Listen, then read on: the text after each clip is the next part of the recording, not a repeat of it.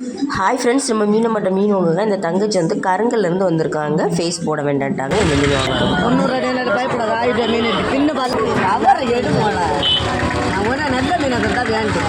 அவ்வளோ 500 மீன் 300 இவனை எந்த மீனை தந்துருக்கு? அவ்வளோ மீனுமே இறால் மீன் கேட்டுருக்காங்க. இறால் மீன் அப்படியா?